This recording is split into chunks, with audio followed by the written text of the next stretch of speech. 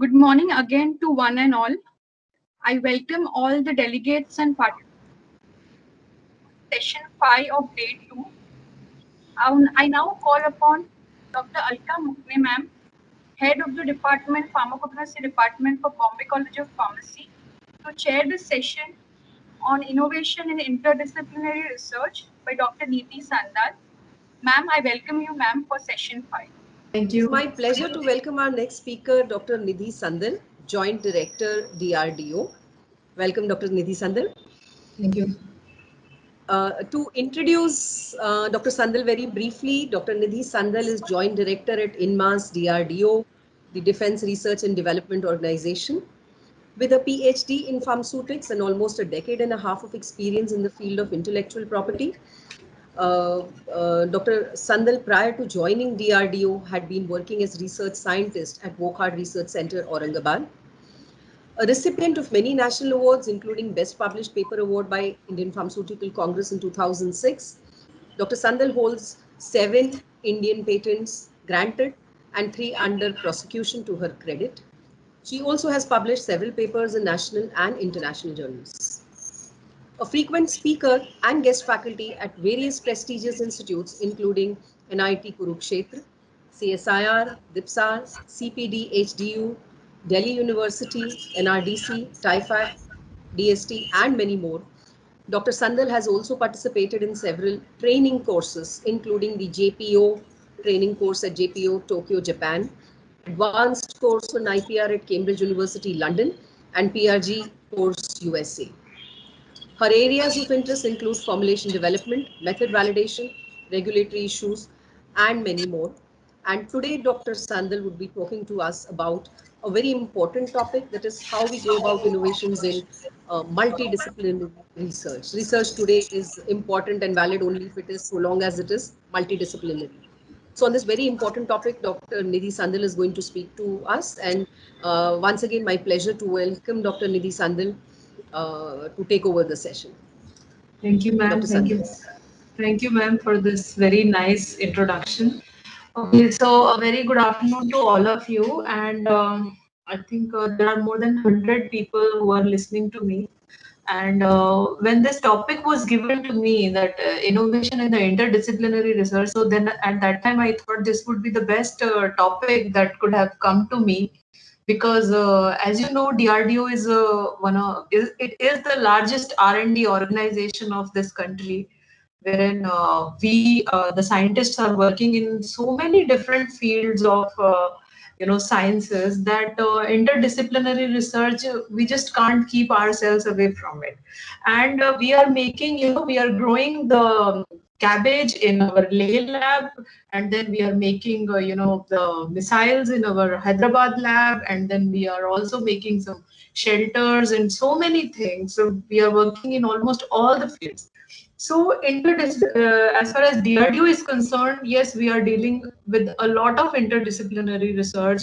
And let me tell you, handling the innovations of the interdisciplinary research is one of the biggest challenges. And many a times this question is being asked from me, that you are a pharma person, how do you manage, filing patent applications, protecting innovations, identifying innovations from the different or the variety of the work that is being carried out in the different labs?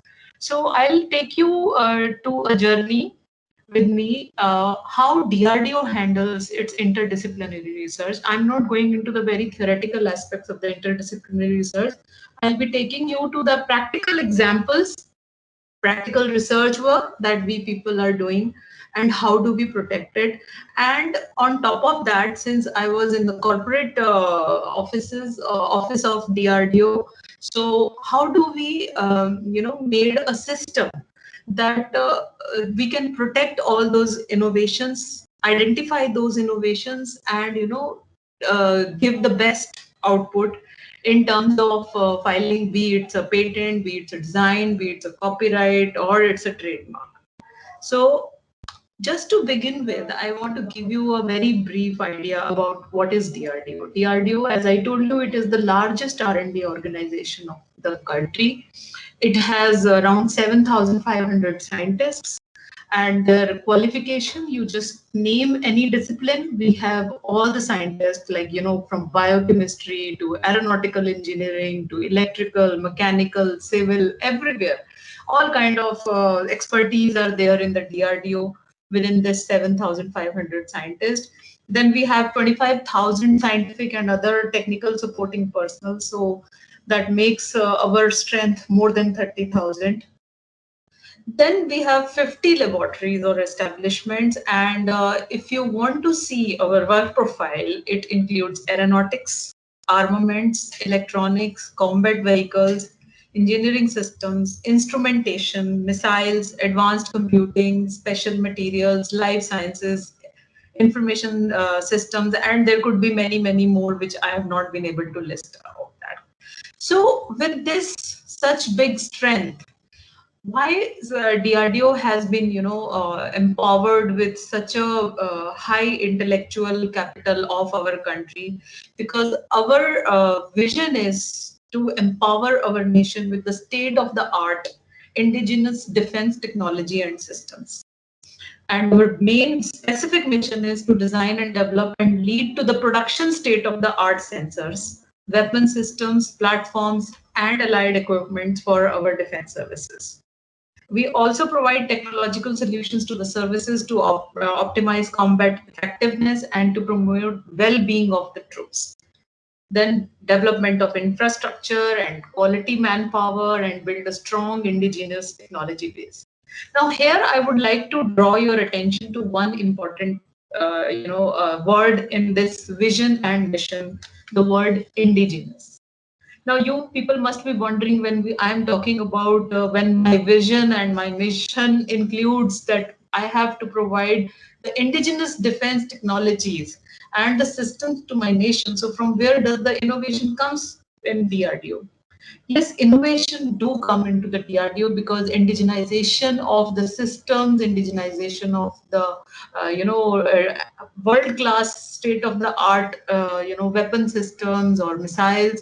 It all requires lot of manipulation and a lot of engineering inside, so that the kind of innovation that comes out of it is very, very difficult to capture and then also to you know um, identify for filing patent applications or protecting it in terms of a very, very comprehensive way.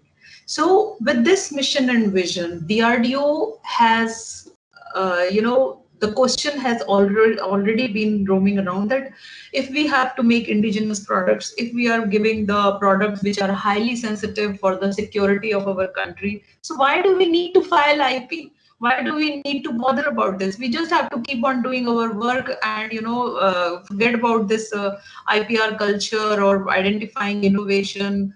Just let's be there and let everything will be a know-how, everything will be a classified information. But this is not the actual situation in the real world. What happens is, I'll just give you one example. You just see, I have included, these are the big names. I think many of you must be knowing: Boeing, Lockheed Martin, Raytheon, GE, so, and Safran, Honeywell. They are all the agencies which are working in the aerospace and the defense. Because when we are not living in isolation. We have to live in this world where the research is going global. People are moving here and there, and a lot of technologies are coming to India, which we have to get it from these industries. So what happens is that when these industries file patent applications, so DRDO also has to protect our inventions, our ideas, so that when, even though they are filing in India, DRDO should, or our countrymen should also have good patent portfolio to assert that yes, this particular indigenized technology completely belongs to me. And in my future slides, I'll show a live example how it has actually happened with us.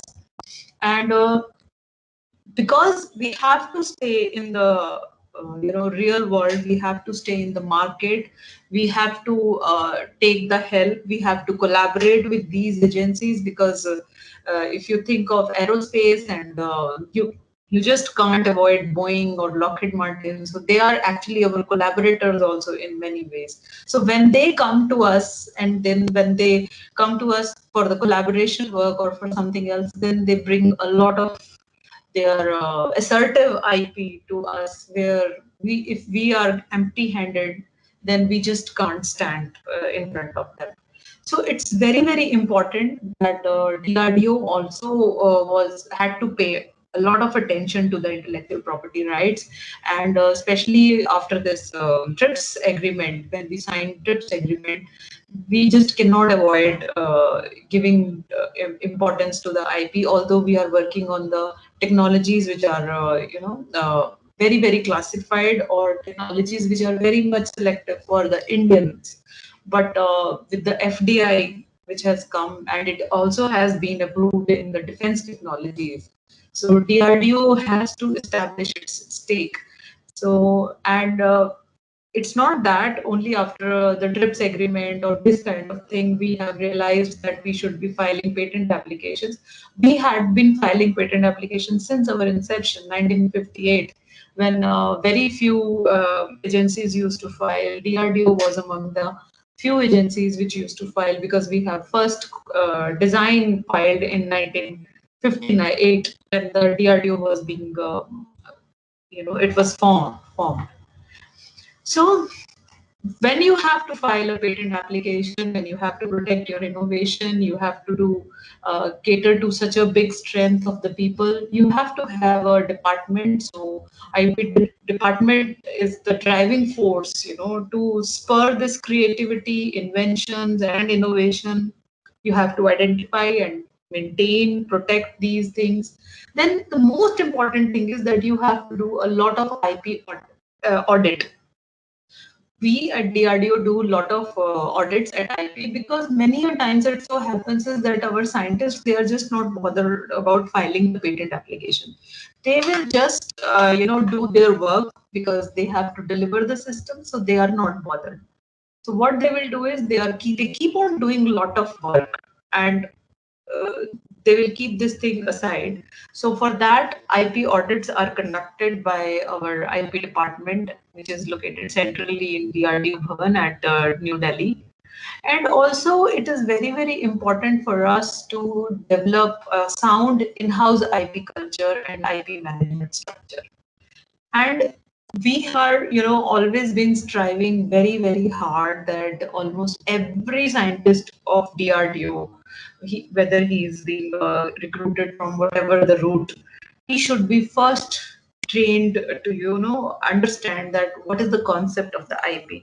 Nevertheless, now even at the college level, at the educational institute, people are giving some kind of 6 months courses and other things. But when it comes to the actual practical realm, then obviously there are certain things which need to be, taught to even the hardcore researchers.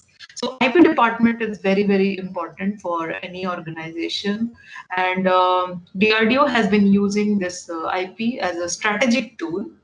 We had been brand promotion. I think everyone knows DRDO. The word DRDO in itself is a complete, gives a lot of definition to it. Then technology export. Now, as you must be knowing that DRDO's missile program is one of the best programs in the world.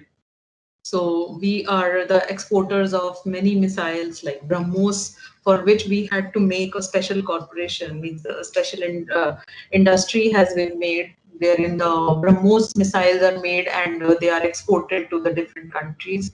And then obviously improving the quality of R&D. This is one aspect which is being, I think, missed by many. But since I'm from an R&D organization, and also from an organization which has to deliver the products, so for me this is very, very important aspects, and I will be touching a lot on this in my future slides.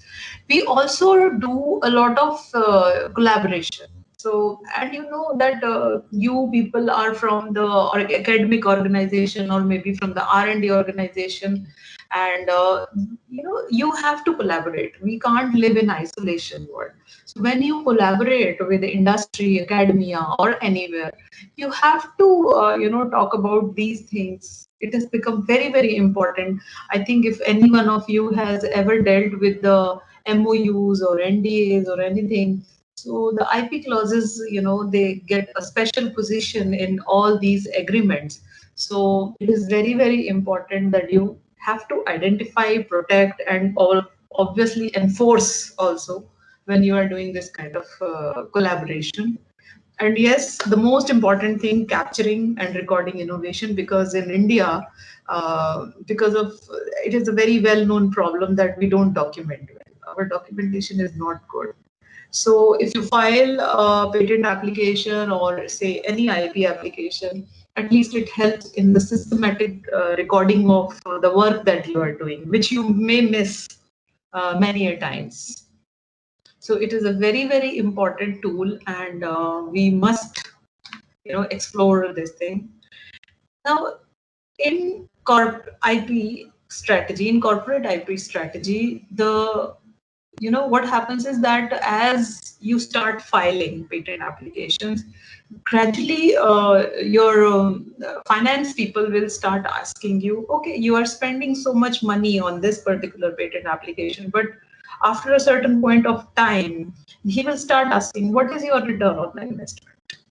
You captured the, you did a lot of effort, you made a research, and then you filed a patent application, and then filing a patent application is not a easy affair. You have to maintain it for 20 years, and by the time when it gets granted after 3 years or 4 years, you have to pay the annuity to maintain it. So he will every year when he will ask you why you have to maintain it, what is the return on the investment.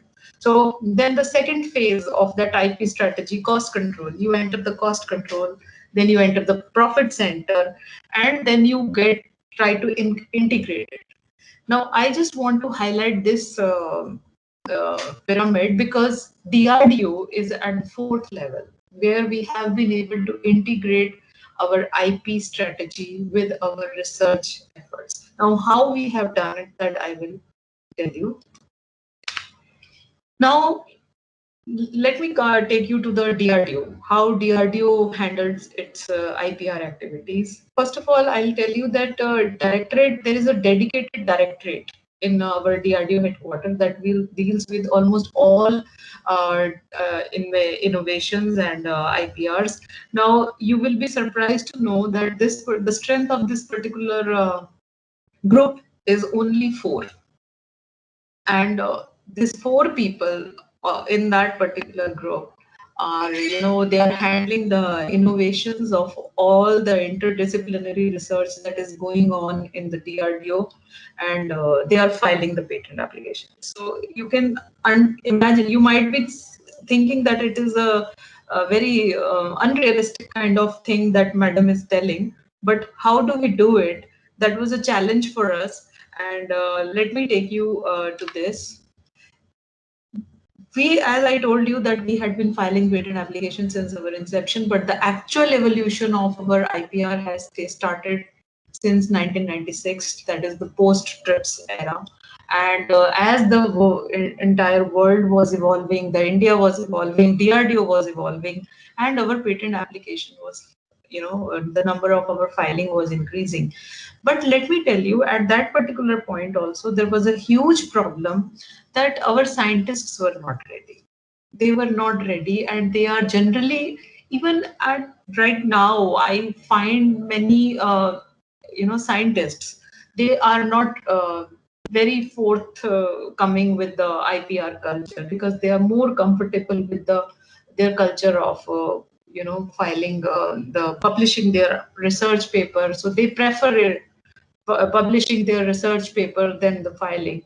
So, but the DRDO scientists had to be trained because DRDO cannot survive. We have to, you know, teach them that how their research can be, you know, protected by means of the IPRs. And at that time, the question of identifying and what is actually the IP, how we can file the patent application from the different streams from this interdisciplinary research of the DRDO, that was a big challenge for us. But nevertheless, gradually we improved. So the major steps that we took were, first of all, we have a TIFAC panel on board. We were the first agency, first government body who had adopted the TIFAC panel of 25 patent attorneys. And let me tell you, the four people at DRDO headquarters with this TIFAC panel became a group of hundreds of people. And let me tell you, this is the only way that we could have handled our interdisciplinary research. I, being from pharma, I cannot understand the the innovations made by electrical engineer. So I had to take on board the expert people who are doing actually this kind of dealing with this kind of the research problems or with the research patent applications. So we had to take them on board. And the second important part, the constraint with DRDO, is that you name a state, we have a presence in that. At least if not the dedicated lab, but we do have centers which are in almost all over the India. So reaching out to each and every lab and reaching out to each and every scientist or the center, it is absolutely impossible. So we took the TIFAC panel of this 25 patent attorneys and we made a network. And this network was exceptionally useful for us in capturing our patent applications, in capturing our innovations, and with the help of their expertise, means the different discipline IPR experts, we were able to capture the IPR or the innovations of almost all the fields. And we also take these patent attorneys for the IP audits in the different labs. And when we do the IP audit, let me tell you, the amount of innovations that we capture from that, it's absolutely unimaginable. And my scientists will say, oh ma'am, I thought it is nothing, it was tiny. So for that matter, it was very helpful for us. And when we were filing in 2-digit numbers, we went to 3-digit numbers just because of this main change that we took. Then another system that we created, I think most of the people have it in universities and this thing, they have created IPR cells. So in DRDO also, way back, I think around 20 years back, we started the culture of IPR resource persons from each lab. Because the person who is sitting in that particular lab, the way he or she can capture that innovations, nobody else can capture. So this was another major milestone. So as on date, there are 44 resource persons of DRDO who are actually scattered in almost all the DRDO labs in the centers, and they are also our force multiplier. So see how the people, a team of 4 at DRDO headquarters got multiplied, within the system, as well as we had to take on board the outside system. So we became hundreds of people who are capturing this innovations of DRDO from all across the country. And then another important aspect of this IPR resource person culture was training, conducting workshops, then a lot of discussions. And now this culture of this video conferencing has just started, but let me tell you, DRDO has been using it from past 1 decade.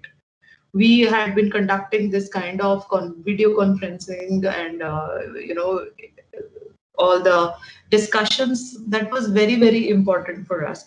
We actually, the entire motive of doing this discussions, conducting workshop, was that to train each and every scientist to capture his invention or innovation, so that he should not let even an iota of doubt that yes, this was my innovation and I could have protected it as an IPR application, but I missed it.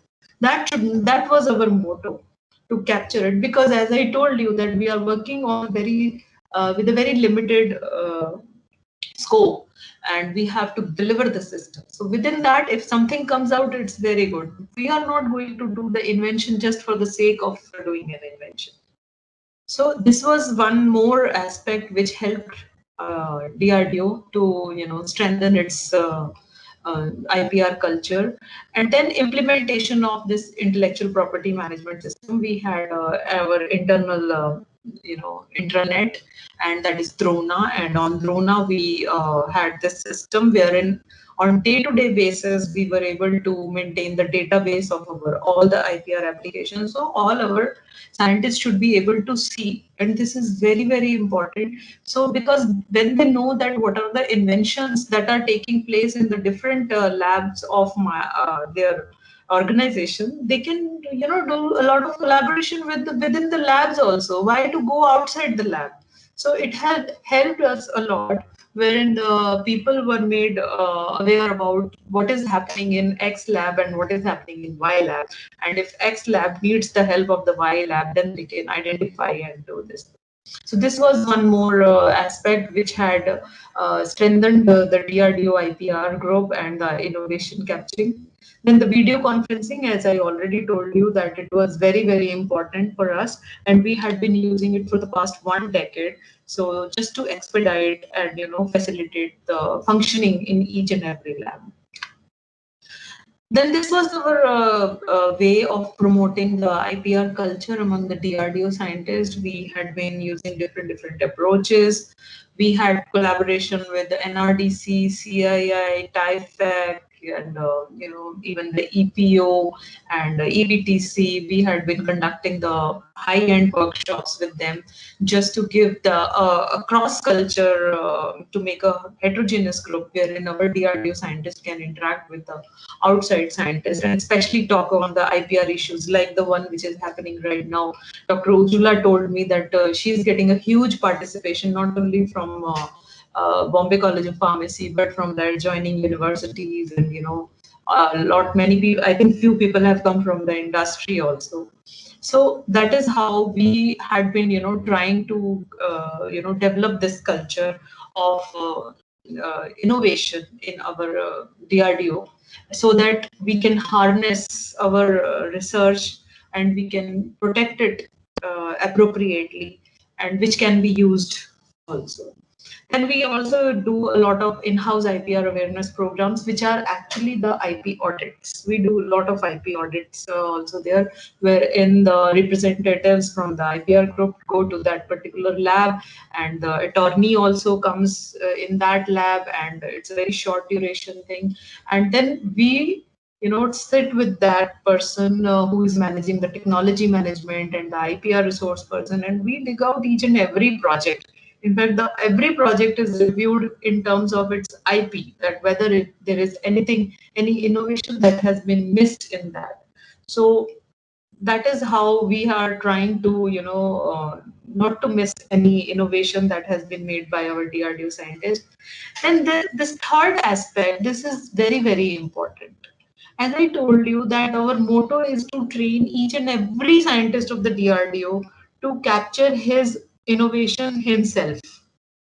He should not be always being guided. So what we do is that we do one-to-one interaction with the scientist, and once he files or submits his innovation for filing a patent application or anything, we are thoroughly in touch with him. He interacts with us, then he interacts with the patent attorney, and if required, we during the examination we ask them to attend the hearings also, so that he should know that how things are moving, how this patenting system is working. So once they enter, if you file a patent application once, you become so much aware that sometimes we start getting their applications with which we have to say, sir, please, we can't file this.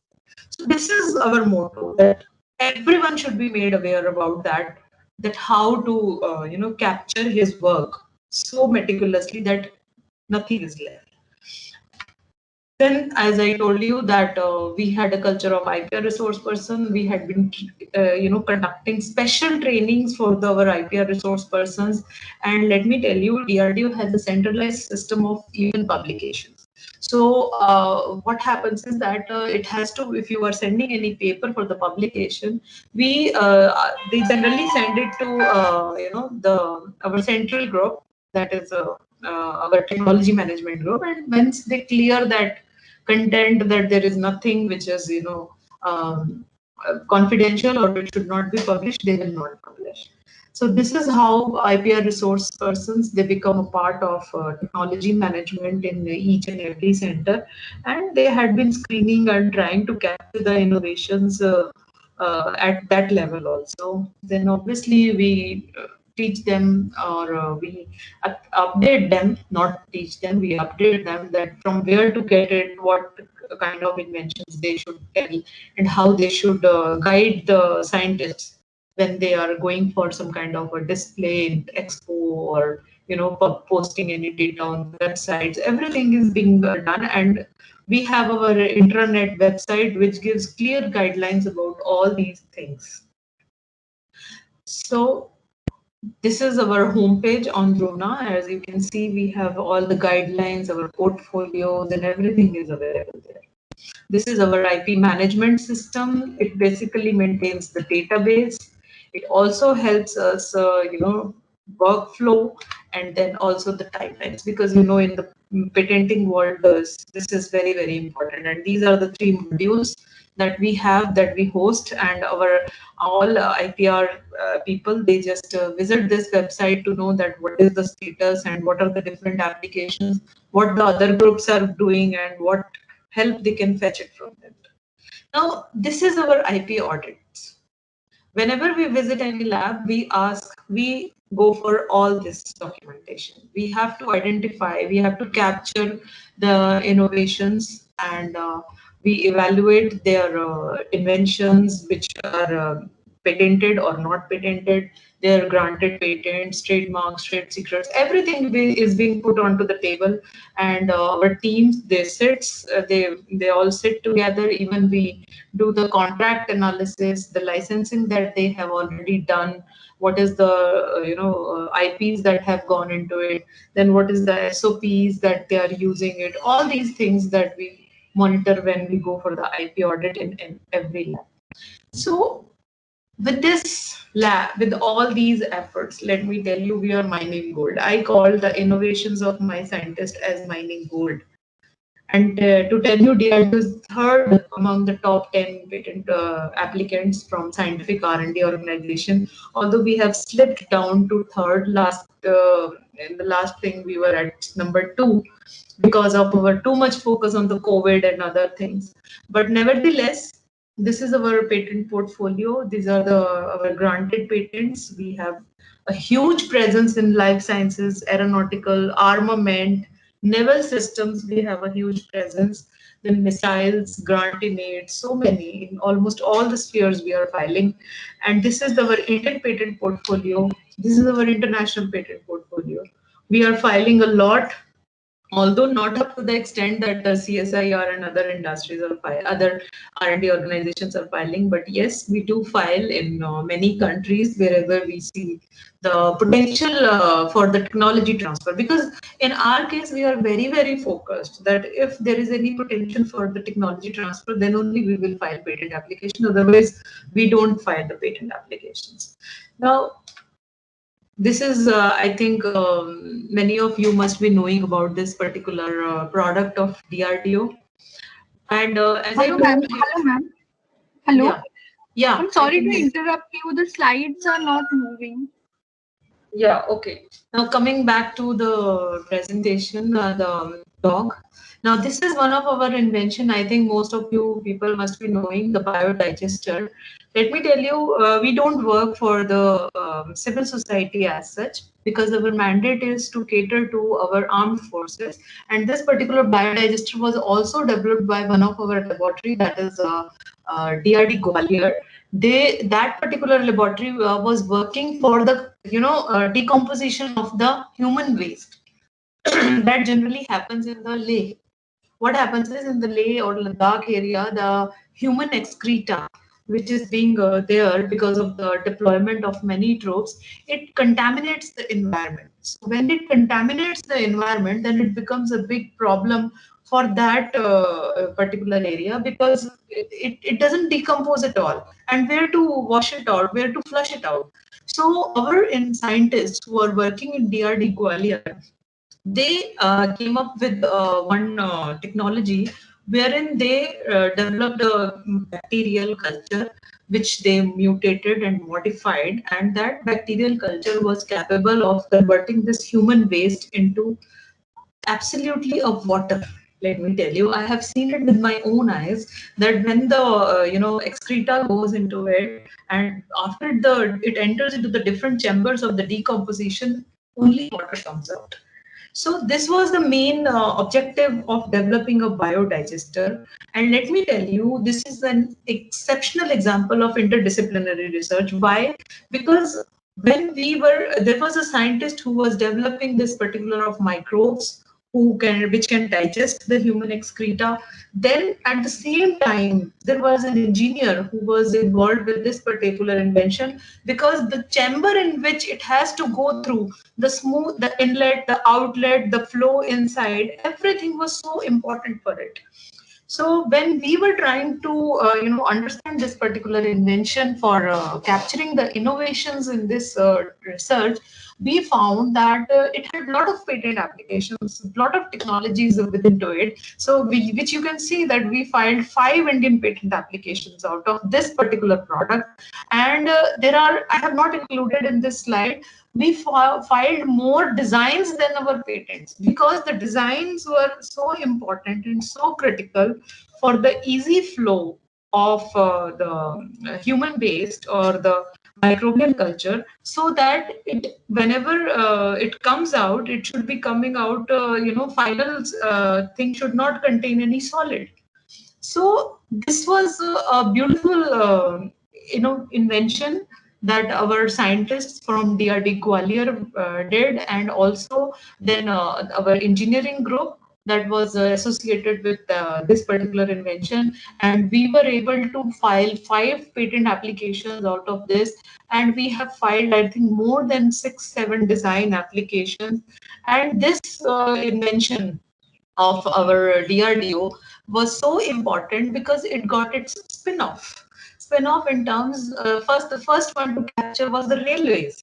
Railways, when they got to know about this invention, they said that we want to put it in our railway coaches. And let me tell you, DRDO has got a 1,000 crore order for this particular invention. So it is so important.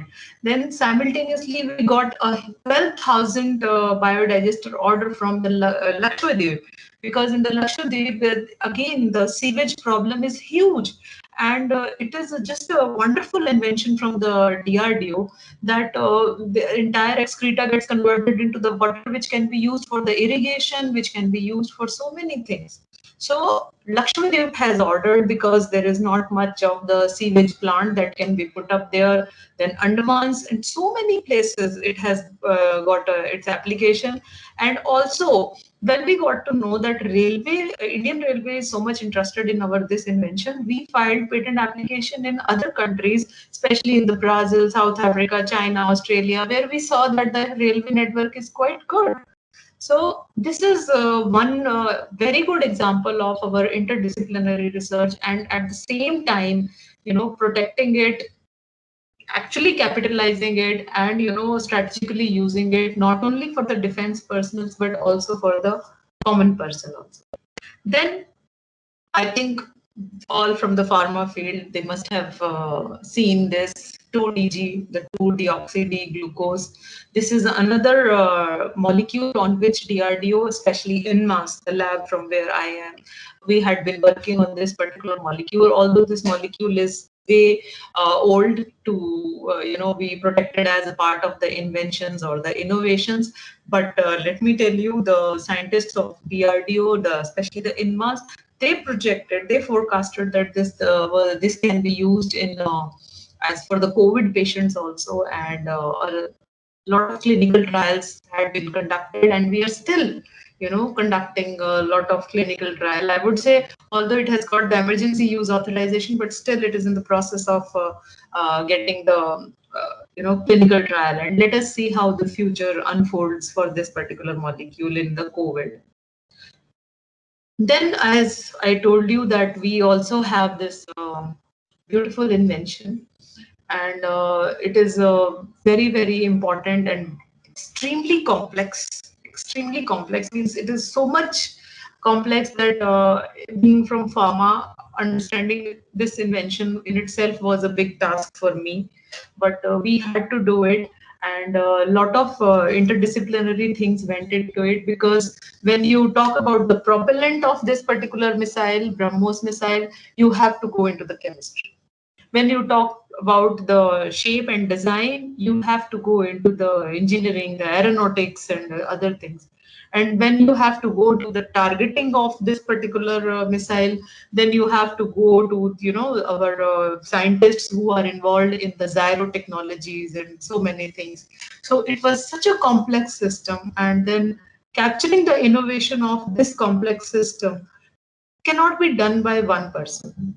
So what happens is the team, as I told you, a team sits, and then we, debate on it. Or the main scientist will present us the entire, all the aspects of this invention, and the IPR experts are there, technology transfer experts are there, then the experts from the field, different fields, like from electronics, from mechanical, from chemistry, everyone sits over there, and then we capture the innovation in this kind of complex systems, where so many disciplines are contributing for the final product.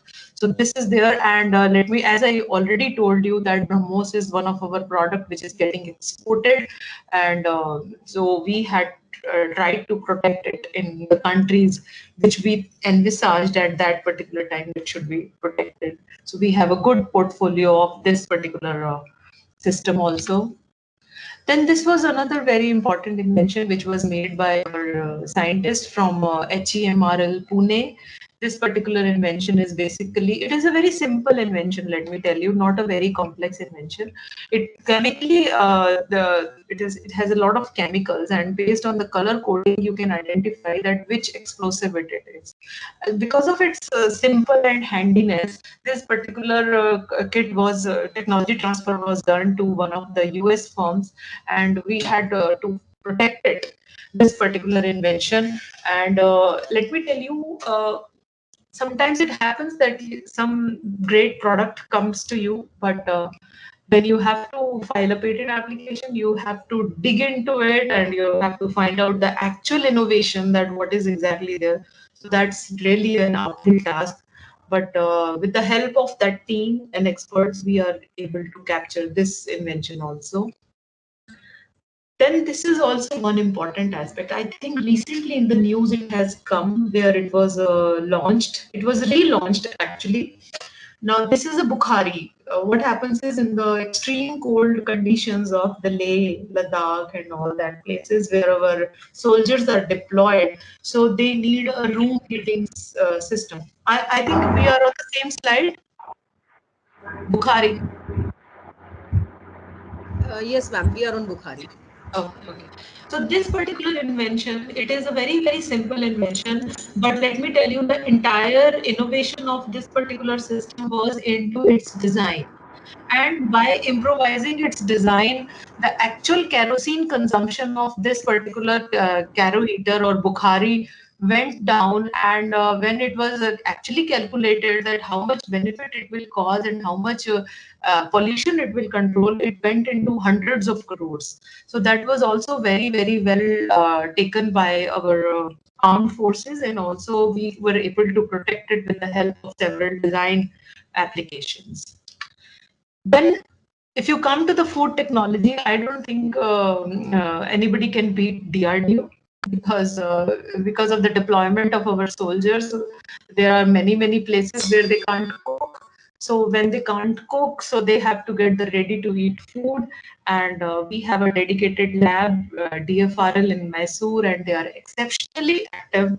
And they had been, making all this kind of food material which are not only having good shelf life, high shelf life, but also in terms of its nutrition, they are very, very important. And it's a very proud for me to share with you that in the Gaganyaan project also, whatever the food is going for the crew members of the astronauts, it is going from our this lab, and all the medicines are going from my group, that is our INMAS group. So we are, because of our this multidisciplinary research, we are able to contribute, because when our mandate is to improve the life of a soldier who is deployed at very tough conditions. So when you see them, it is right from empowering them with high-end tools, armaments, equipments. It is equally important to take care of their food, their health, their medicines, their well-being. So all these labs, they are doing their best, and making lot of efforts so that we can deliver the best to them. So this is another important initiative that our DRDO has done. That is the compendium. We had been releasing our compendiums quite regularly. This is another way of ours to put every innovation of our DRDO at one place. And why do we do it? Because we want that the DRDO scientific community should know that what other people are doing. Now, let me tell you this particular invention, that magnetorheological fluid, which has been developed by NPOL Kochi. This technology has been transferred. This technology has been taken by the automobile industries, because the magnetorheological fluid that has been developed by NPOL for the our heavy systems, but it has got a spin-off in the gear systems, in the car system, because it gives less shock when you put the brake. So this is how we had been trying to, capture our all interdisciplinary innovations at one place, and updating our scientific community about that what we are doing in different fields.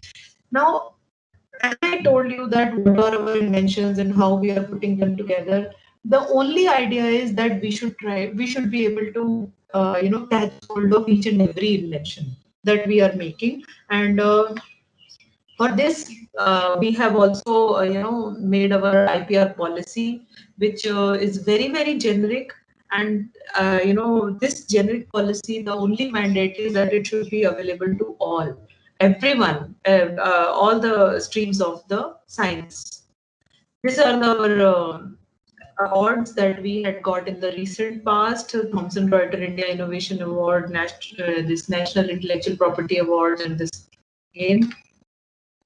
Now, apart from this, there is another important initiative of DRDO that I don't know how many other organizations have taken. That how do we nurture the innovation culture of DRDO? We told our scientists that patent filing is one aspect, capturing innovation is important. And whatever you are capturing, whatever the patent information that you are generating, why don't you use it for your own R&D? Because when you see the mandate of filing a patent application is, or IPR application is, that you disclose your invention to the common public, that whatever you have done, just come out. Don't keep it restricted to your laboratory. Just come out, pen it down, and put it in the open forum, so that anybody in the entire world can see it. It is worldwide. So we thought that let us teach our scientists that how can we use our patent information for the defense R&D systems. As you know, patent literature, this thing I have taken from the European Patent Office document, which is a very beautiful document, which is patents for research. I would suggest that you must read that particular. It's a small 3-page document. Patent for research. That document says that 80% of the technical information that is published, it is in patents and nowhere else. And patent system is the most prolific and up-to-date source of information. It is very systematic, accurate, searchable through logic gate operators, and also proper tabulation, indexing, record management, everything is there. So it is the best system. But unfortunately, not many researchers refer to the patent documents. They generally, whenever we ask them to do the literature search, they will go for the publications. They will go and type to Google Scholar, and they will, take out all the documents. And it's only the industry that they prefer all these patent documents. So we, as the scientists or academicians, we should also inculcate this practice of patent literature. Let me tell you, innovations will come out in itself if we do this. We will not have to do an extra effort, because there is a lot of brainstorming sessions that we do that keep on happening in our DRDO headquarters and at the corporate level, that how do we make it so integral to the part of their work, that they should be at very ease of capturing their innovation. So what we did is we tried to teach them that patent information is the most important information. It is very important source of information. It is a huge source of information, and you can use it for different aspects. Now, being from pharma, I think you can understand these aspects very easily, because patent information in pharma sector is completely driven by the patents. So, and whenever we go for any technology or go for any product or anything, we have to refer to the patent, because the pharma companies are exceptionally assertive about their patents, not only abroad but even in India also. But in other fields, like still there is a little bit of lacuna. And nevertheless, over the past 5-10 years, I have seen, like, patent sector in this technology in the mobile industry, laptops, every electronics, it has gone very high, and patents have become a very common terminology in all these sectors. So simultaneously, our scientists who are working on many information technology systems, they have to be told, they had to be updated. So we asked them that instead of not instead means in addition to referring the patent article, probably this published article, you should also refer to the patent documents. We actually told them how to download, how to search, all those kind of workshops we used to conduct. And these are the certain examples which I can share with you. In fact, this is a problem which I can leave it with you also. The very first problem, this was one problem with which my scientist came to me. He said, "Ma'am, I want to find a flexible HEPA filter which has a shelf life of 5 years." And he says, "I don't want to do any R&D. I just want to take the R&D that is already available and get this thing." And let me tell you, I searched to the best of my capability, and we even had a patent attorney that, with the help of patent documents, whether we can do anything in this. We had not been able to do it. So if anyone from this particular group can come up with this, they just mail me that yes, ma'am, this kind of option is available, because this is very much required for one of our product in DRDO. Then laser proximity fuse was another problem that came to us. Then the controlled drug delivery device, which needs to be operated from the distant location, that also came to us. Let me tell you, these are the classical examples of interdisciplinary research. Because if I tell you that for what exactly they wanted these things, you will be amazed. This controlled drug delivery device, which can be operated from a distant location, he has the drug, he has the medicine, he knows the composition, everything is there. But he want that if he's sitting in say 100 meters away from one place, or 200 meters away from the one place, and he should be able to release the drug at a very controlled and well defined manner. And he should be able to monitor the level of the drug in that particular chamber where he's releasing it. So it's out and out you can say electron means engineering aspect. But it was required by a scientist who is from the pharma field. So we had to get it connected, and we were able to connect it. I will show you how we did it. Then obviously the product design, there are many devices. CBR and Decon device, it is one of the very strategic product of our DRDO, for which we use the patent documents. Obviously, we do a lot of due diligence for finding out our collaborators. As I told you, DRDO collaborates a lot. And let me share with you, we have more than 1,000 industry partners associated with us. If you see our product portfolio. So for all the industry partners with whom we are collaborating, we have to do a lot of due diligence. And let me tell you, we conveyed to our corporate people that why don't you use the patent information for it, and we also gave them few examples also how do we do it. This is one example which I told you that the drug example, wherein the drug had to be released from a distant location. And let me tell you, we did this patent search for them just to demonstrate. And when we did a lot of patent search, this particular patent, this US patent 569491519, which is from the Aradigm Corporation, this was the same patent. This technology was the same, and this technology was protected by this particular patent. And my scientist was so happy. He said, oh, then I can directly talk to this particular industry, and if they can extend this to me, then I can get it. Or if they don't extend this particular device to me, then I can just ask hire some industry to get it reverse engineered and productive. So there were like that. With the help of the patent documents, we demonstrated that if you use the patent documents, you can find out the solutions to your research problems, and that will help you to overcome the problem of your interdisciplinary research, where one person gets absolutely stuck up that yes, this is not my domain area and I can't do it. So the patent documents actually help you to come out of that problem also. Then this is, as I told you, if anybody can help us in this matter, this problem is open to all the participants. We need a flexible HEPA filter with a 5 years shelf life. Let me tell you, 5 years shelf life is a bit tricky.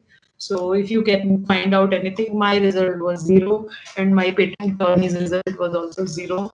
So because that particular person is working on some system, it's a different system, and he just wants this particular thing. I think we are on the same slide. Your slide is not moving again, so just wanted to check whether. Yes, we can see this collaborators slide. Yeah, okay. Okay. I think this is actually I was talking that we were just trying to use the patent documents because we do a lot of work in this different disciplines of the science. So what we do is that when we have to collaborate with any of the our industry or anything, we use these patent documents for the to find out whether this particular collaborator has some potential in this or not. So many a times we use this patent documents, and we dig up their profile with the help of their patent filing, how they have been filing the patents in the past uh, 5 years or 10 years, and which technologies actually this particular collaborator is focusing. So all this information we are digging out, and we are actually using it whenever we are going strategically to take on board any collaborator, especially in case of industry, not in case of academia. So this is another aspect of DRDO on which we work. Polycarbosilane is basically it is a precursor which is being used for the production of silicon carbide. And as I told you that DRDO is involved in multiple research areas. This silicon carbide gets used into electronics, alloys, building materials, ceramics, glass, artificial silicon compound. So what happens is there is one lab of ours which is dedicatedly working on this polycarbosilane. And the process, they are actually working on the process of preparing a silicon carbide from this polycarbosilane. So what happens is there is a lot of innovation that is involved in this production of this silicon carbide, and then this silicon carbide is being given to our different labs, like our electronics lab, our materials lab, where then they use it for the different purposes. Since this technology was exceptionally important for us, so we thought that let us showcase to our corporate strategy makers that why we should focus on particular technology. So we did a patent search, and we found that polycarbonylsilane. I use this Relicura IP analysis platform, and in that when we searched this polycarbonylsilane, we found that there were already 2,777 patents were there, and which is not a big number, let me tell you, because nowadays the kind of filing that we see every lot of you are get flooded with lot of documents. But when I used that how many are there in India, then I was all the more surprised that it is 40. Because polycarbonylsilane, to the best of our knowledge, is not being processed, it is not being produced by any of the Indian industry. It is only the DRDO that has started working on it. So when I went to dig ahead, that who are these 40 people who have filed patent application, obviously it includes DRDO also. So in this particular carbosilane case, I think I'm leaving the lost with the track.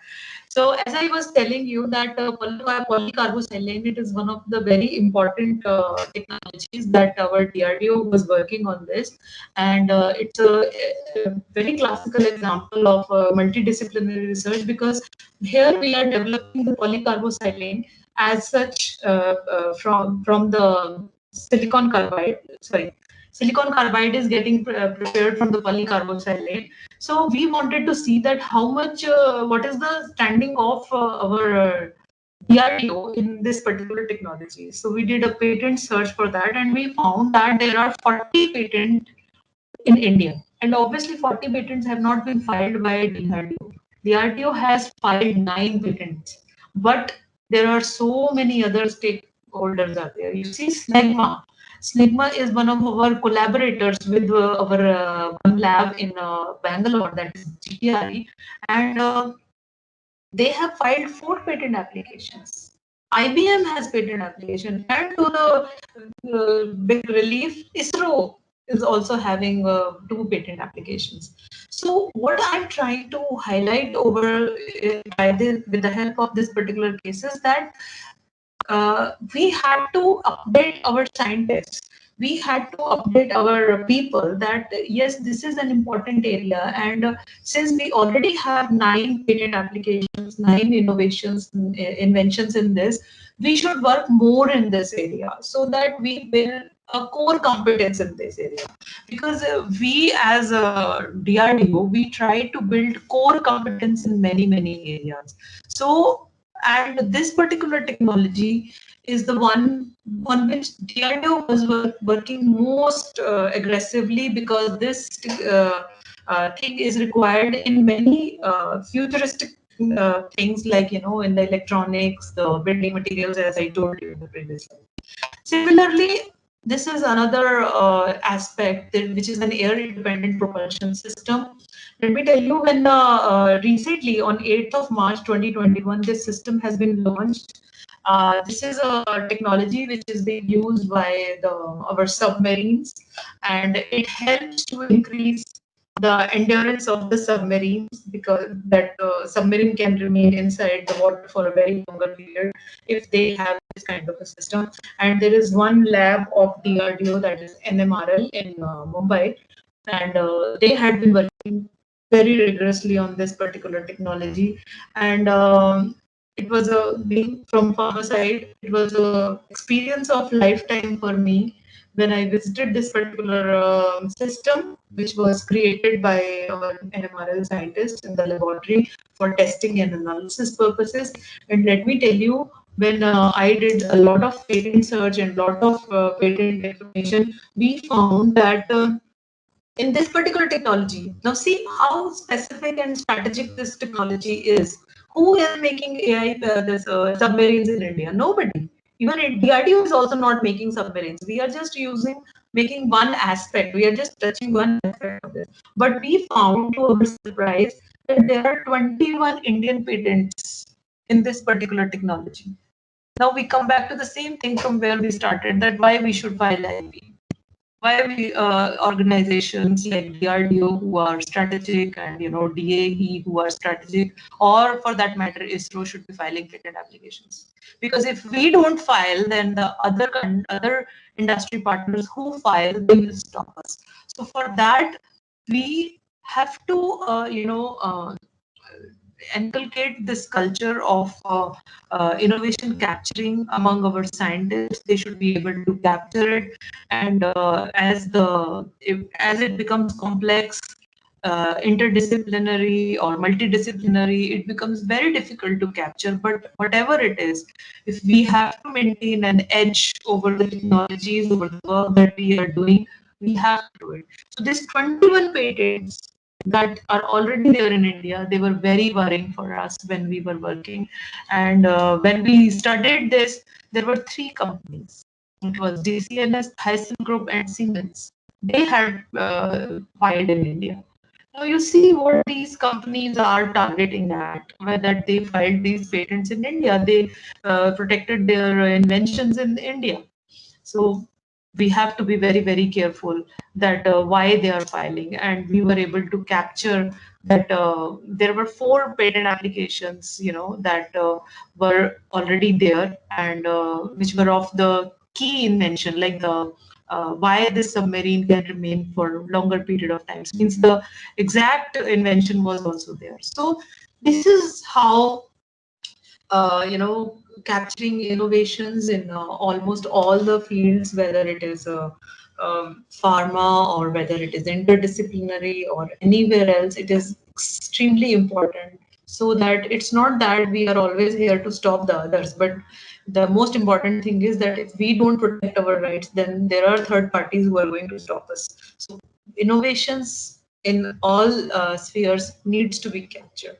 So this is how we had been maintaining that how the in-house IP of DRDO should be strengthened, and it should be made in such a way that it helps us in brand promotion, in collaborations, and in so many other ways. Now, as far as till now, I was talking about the innovations that our in-house scientists are generating. We are protecting them. But I also told you that DRDO not only do a lot of innovation or research in-house, but we also collaborate. And how do we do it? That is also very, very important. And how do we handle the IP matters or the innovations in those things? Because then when we collaborate, because as I told you that when my scientist, ex-scientist, who has to deliver a system which involves a lot of subsystems, and some systems are so much interdisciplinary that he cannot work on all the systems, so he wants to outsource it. So when he will outsource it, so how will he take hold of the innovation or the invention that is being created through his development partners? So now I'll be moving on to the next aspect. This is all in-house I had been talking. I think now the slides are moving seamlessly. So actually, whatever I had been talking till now, it was the in-house IP that how we are handling our in-house IP, how the things are, being handled to facilitate our scientists so that we can capture all the inventions. But inventions or innovations, they just don't happen only in-house. We do a lot of collaborations. When we do collaboration with a lot of industry, academia, like we have a lot of systems wherein we take on board the help of these outside scientific community. So we at that time also we generate a lot of innovation, because when we do a lot of research, when we work on a particular system, so that system actually involves various kind of works, and my scientist, he may not be an expert of all the aspects of that science, so we take on board the scientific community from the outside world, and we collaborate, and there could be various mechanisms of the collaboration. I'll just try to. So what we do is DRDO do a lot of collaboration with the third parties, and when we do a lot of collaboration, so we are trying to develop new technologies, and these technologies becomes complex, as I told you, because we have to do a lot of system and subsystems, and then different positioning of the technology chains. It can be with the help of a university, where we do take the help in the basic sciences. We take the help of industry, where we go for the production. Then also for in the R&D sector, also we take a lot of help from the development, also for the prototype level. Then definitely DRDO also has a mandate of promoting multidisciplinary research, and we make different centers at different places. Core competence, product diversification, market diversification, all these are our different mandates for which we collaborate with the next third parties. And as you know that it is extremely important that when we collaborate with the outside agency, a lot of innovation happens. And in this, in the present world, I think you can hardly see anybody who is, there is any paper or any patent which has come only from one group. Because for the one or the other thing, you have to go to some other institute, you have to avail their services, you have to take their inputs. So we generate a lot of IP or the innovations which involve a lot of authors or a lot of agencies. So collaboration is nevertheless unavoidable, no matter how much important or strategic a product thing is. We do collaboration in by contract. We do a lot of outsourcing work. What happens is that when we are making any system, there are a lot of parts which when we can't do a research on that, or we don't have time to do research on that, and we have to deliver it as per the timeline, so we outsource it. And this kind of outsourcing, what we do is we give the our partner a very specific requirement, that look, this is my specific requirement, you have to do it in this much time and with these specifications. And this kind of thing, we do the specification. Here, when any invention or innovation comes, it is being dealt differently. Here, DRDO acquires almost all the rights, and we take file all IPRs in this kind of mechanism of collaboration. Then this is our standard policies. We have crafted policies for almost all the kind of collaborations that we enter from with. This is a contract research, which we also called as a CARS scheme of DRDO. Then we do a lot of joint venture. We go for consortium approaches, strategic partnership, and also the sponsored research. So then we also have some advanced technology centers, that is JCCAD and IIT Delhi. What we do is like we make specialized centers in those institutes. Like if Bombay College of Pharmacy is there and DRDO wants to carry out specific research in the pharmaceutical sciences, there, and if we see a potential in the Bombay College of Pharmacy, we will go there and we will create a small cell over there, and that cell will have one or two scientists, and that cell will interact with the different faculty members of the Bombay College of Pharmacy, and that they will work according to the requirement of the DRDO, this thing, and all the funding is done by DRDO itself. So DRDO will fund for all that kind of research, and whatever the IP that is getting generated out of this kind of arrangement, that is being shared IP. We file joint patent applications, although everything filing and everything is done by the DRDO itself. DRDO will do this. So like that, we have around 6-7 centers. We have center in Jadavpur University, then we have in IIT Bombay, IIT Madras, then Bharatiya University, Coimbatore, University of Hyderabad, then Mizoram University as well.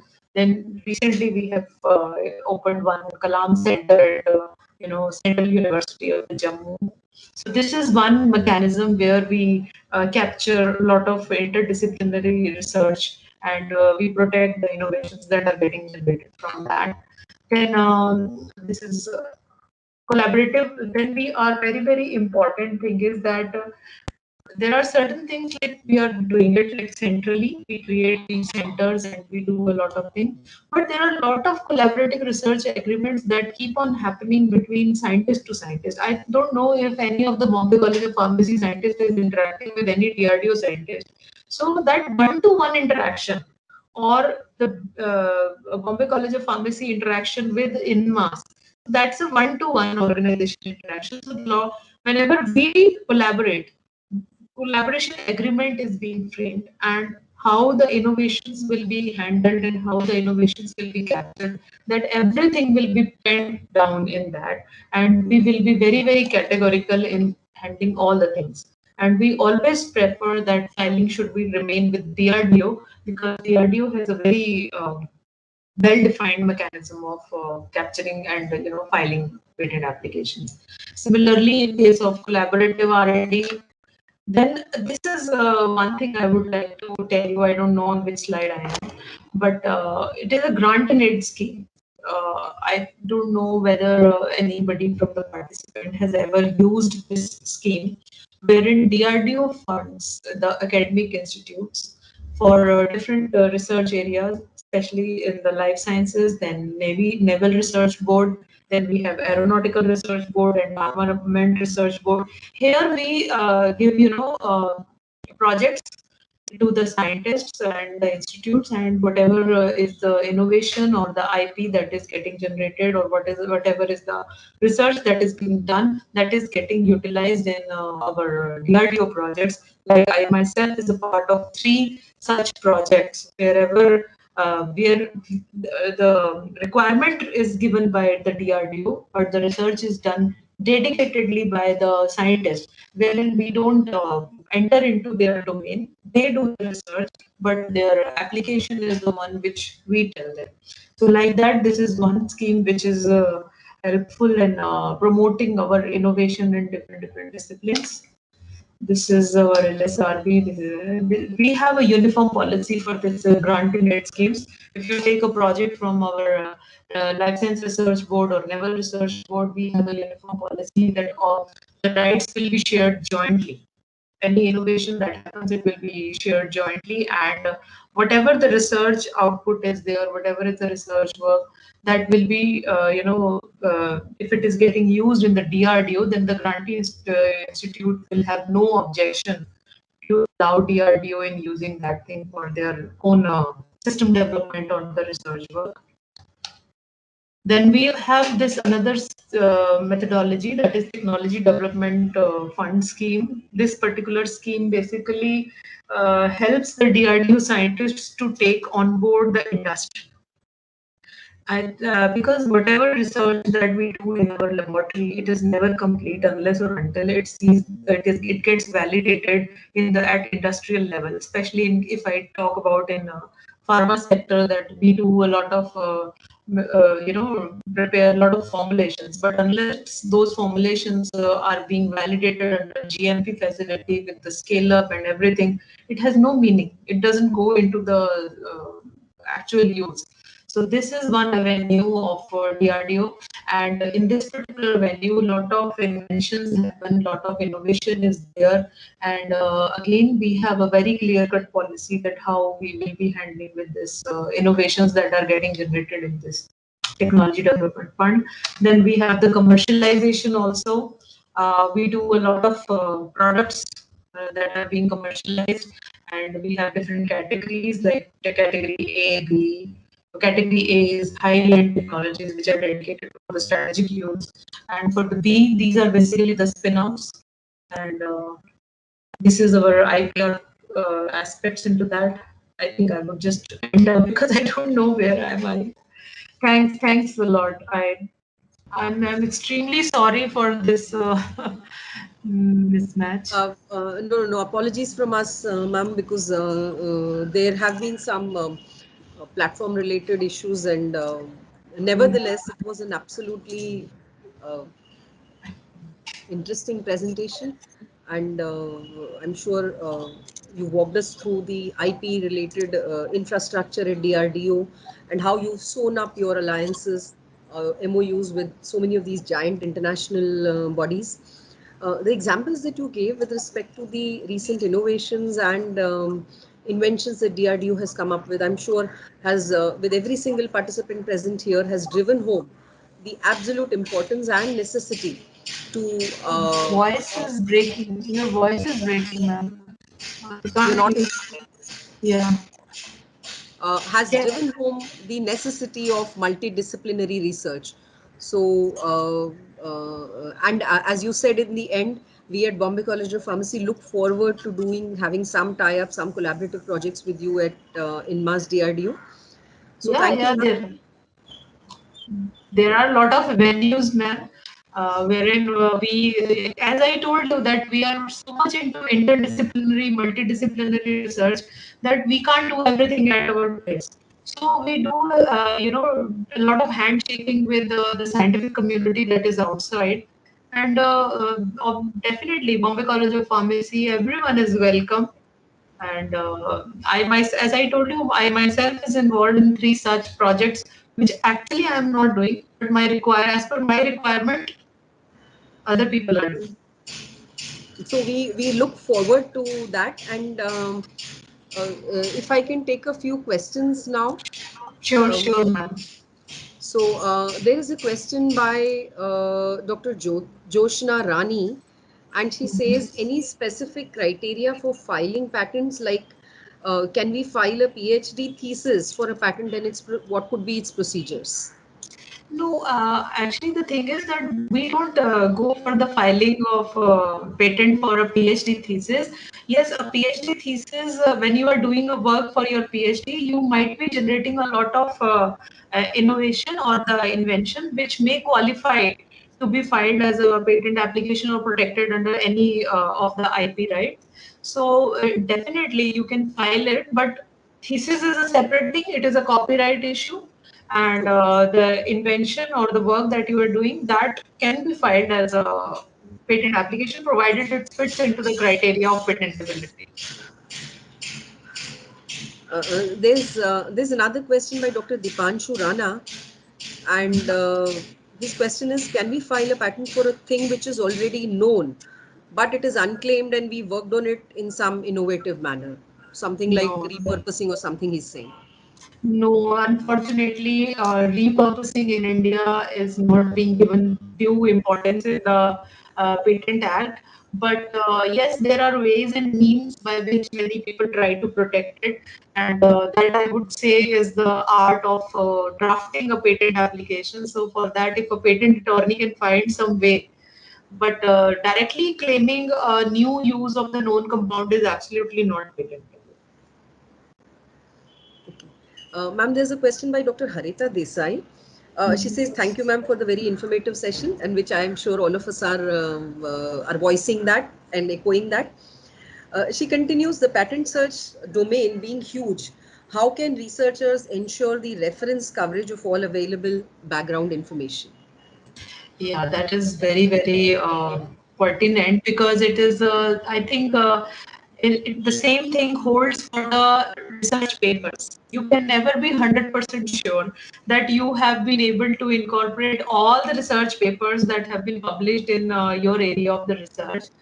But yes, to the best of your knowledge, you should try to put it in the your research work.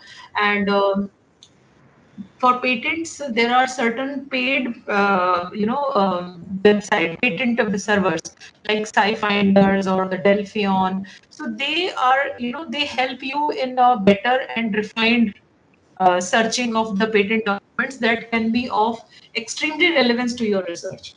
So I would not say that they would be giving you 100% result, but yes, they would be very, very useful. If you can use them, then you have STN, Dialog. There are so many paid softwares wherein you can search in your area of research. Ma'am, there was something that was coming to my mind that with the recent this of the 2-deoxy-D-glucose, which is being seen as a game changer as far as COVID treatment is concerned. So a drug with sort of minimal side effects and possibly very, very effective against COVID-19. Right. If you can share with us the story behind it, and maybe how did you sew up your alliance with Dr. Reddy's for the production of this drug for Right, right. COVID-19? Definitely, definitely. It's a talk of the town because 2DG has created a lot of hopes among the people. Yeah.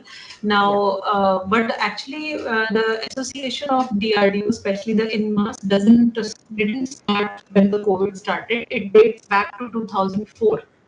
Actually, Professor Vinay Jain from our INMAS, he was rather exploring the use of 2-deoxy D-glucose for the cancer therapy. So when he was doing that work at that particular time, it was getting very difficult for him to get this drug from US in bulk quantity. So at that particular time, another our sister laboratory, as I told you, now again the example of this interdisciplinary research come because INMAS is a medical oriented lab, clinically oriented lab. So we had to had this particular drug. So the API was getting manufactured by one of our sister laboratory, that is DRD Gwalior. So they have a patent on that, and we have our in-house plant also. Let me tell you, it's not GMP plant, but we have our plant in Nagpur, and our drug was getting synthesized there, and then we were using it for the various clinical purposes for the trials in Delhi and other places. So when that technology matured enough, and then only DRL was came into picture. Dr. Reddy's came into picture, and they are our partner for this particular molecule since 2004.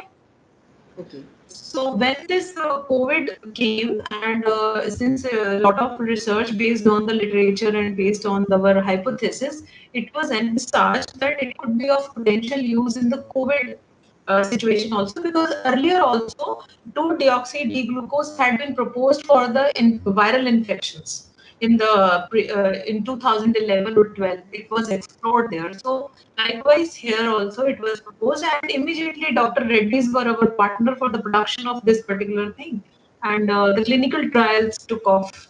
That is why we could do it. Uh, you So, know, so truly a repurposed drug that way.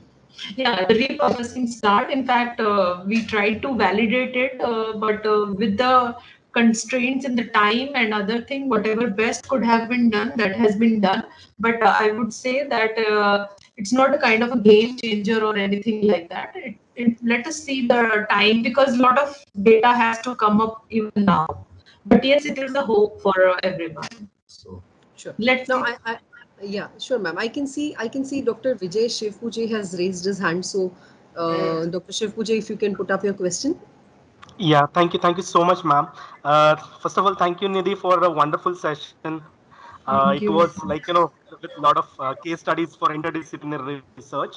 Nidhi, my question is, since you belong to pharma basically, and you have seen a lot of practices with respect to interdisciplinary research in DRDO, not with respect to IP, but any other practice which you feel like is really fits into the pharmaceutical kind of research, especially at the academic institution wherein we have research which is into drug delivery separately, pharmacology separately, or herbal research and chemistry separately. Any one practice which you feel like, is really fit in pharmaceutical academic research?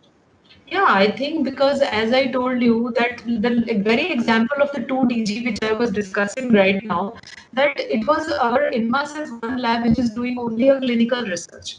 So our hypothesis, the doctors of the INMAS and also the basic researchers of the INMAS, they will focus on one aspect, that is the clinical pharmacology, that where it can be used for the COVID-19 for the as a therapy for the COVID-19, but we didn't have the drug.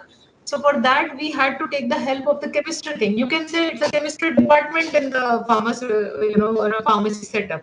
But in my case, it is my sister laboratory which is having this division. They have an API bulk synthesis thing. So obviously, it becomes interdisciplinary in itself also. So means if you start, it is very difficult to describe, because pharma in itself is a discipline. Then pharma in itself, if you bifurcate it, it becomes further interdisciplinary. Even if you go for the APIs, the bulk manufacturing becomes different. The characterization becomes different. Then the laboratory synthesis becomes different. So everywhere So I think, yes, you are very much right. Within the one discipline, there are so many multidiscipline that without all of them working in coherence, you actually cannot come out with any substantial or tangible things. So cardio, I think, is one of the very good examples, because when we have to deliver the systems and when we have to come out with the product, so we have to deal with multidisciplinary and do a lot of interdisciplinary work. And then becomes challenge for the IP personals like us, that how do we capture it, how do we protect it. So yes, there also you need interdisciplinary people to capture it all. Yeah. Thank you, Nidhi.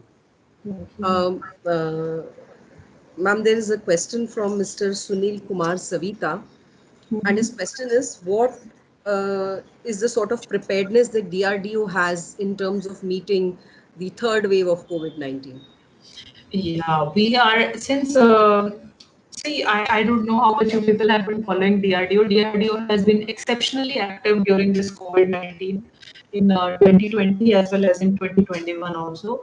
Last year also we had come with lot of disinfection protocols. Then this trial of 2DG had begun, and this year the biggest problem was the oxygen. There was a huge shortage of the oxygen, and there is one laboratory of DRDO that is working on the oxygen plants itself, that is DBEL. It is in Bangalore.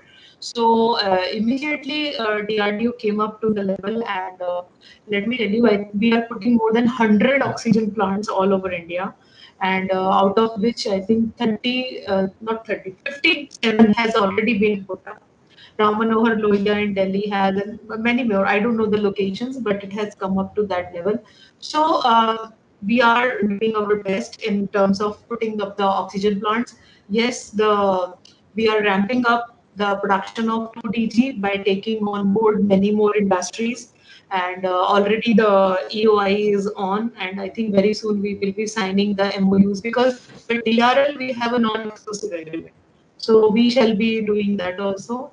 And then DRDO COVID hospitals, our engineering teams, our doctors team, they all put up their efforts like anything to make the makeshift hospitals, within days, not even months, within days. Like Delhi COVID hospital was made in 11 days, and I was a part of that team when it was getting made. Now we have in Varanasi, we have in Ahmedabad, we have in Lucknow, we have Srinagar, we have in Guwahati. So many are there. So we are trying to put in our best so that the third wave of the COVID-19 would not leave us the way we had been left after the second wave. So let's pray we all can make a better handling of the situation. Yeah, we also hope for that. There's another question by Dr. Priya Sengupta, and she says, science and technological innovations are very tangible. However, is it possible for ideas from managerial perspective also to be patented? Yeah, filing a patent application for this managerial innovations is a little bit difficult. It's although they are very important and extremely important, because Ms. Ria, you can see whatever I had been speaking about. These are all the ideas, the managerial ideas, like how it was always like teasing the brain of my scientist. Okay, you are doing this, so you should do this. You can also do that. They are very important, but I don't think they find a very good place in patent filing or the IPR regime. There's another question from again Dr. Sunil Kumar Savita, and his question is, what is it about if you could say something about result-oriented medicines? I didn't get it, ma'am. Can you please repeat? His question is, if you can say something about result-oriented medicines. Result-oriented medicines. Thank you, Dr. Sandil, for being so patient with all the challenges that we had today. But your Yeah. session was absolutely, Dr. Sunil Kumar, if you could put up your question. Yeah, I can see his question. He's saying what is about result-oriented medicine, Yeah. right? I could not relate it to it much, because what does he mean by the result-oriented medicines? Yes, if I can little bit understand that if he's asking about the repurposed drugs for which we go for this, whether these repurposed drug, how much is the success rate of this thing. It is 2 TGs again. Can you just clarify what your question is, or shall we move ahead? Is he there? He's there. He's raised his hand. Okay. No, I could not get it. His question in a very. I think he's having some connectivity issue. Okay. So we'll pass on his question to you, ma'am, once Sure. he's able to clarify. So Let me sorry. tell you on behalf of all the participants, absolutely, I would say, interesting, and it was exciting to, go through your journey, go through your DRDO, what DRDO is doing. And on behalf of Bombay College of Pharmacy, all the participants and the FTP, I thank you profusely. And I now request, thank you, ma'am. And I request now the FDP coordinator, Dr. Ujjwala Shinde, to take over from here. Yeah, and thank you, Dr. Nidhi, for such a wonderful, insightful session. As rightly said, that in the age of globalization, innovation emerges from the problem-oriented research, overcoming these traditional boundaries of discipline. Now, here advances in science and technology increasingly require the collaboration of scholars from various fields and increasingly require the collaboration from various fields, and interdisciplinary dialogues are needed to arrive fruitful solution. The effective use of professional or academic teams from several different disciplines can help develop new solutions to complex problems or research questions, as we have seen in the example of development of vaccine against COVID-19. So, Dr. Nidhi, you have really highlighted us today's scenario. Effective collaboration among research institutes, academic institutes, and industries from different disciplines is necessary for research future activity. You have updated us with the DRDO initiatives to encourage research activities and innovation talent across the India. Now, madam, I would like to extend my sincere thanks to you for graciously accepting our invitation, and as a fond memory of your association with our FDP, our research scholar and our security team have planted neem sapling on behalf of you in our lush BCP campus. Thank you. Yeah.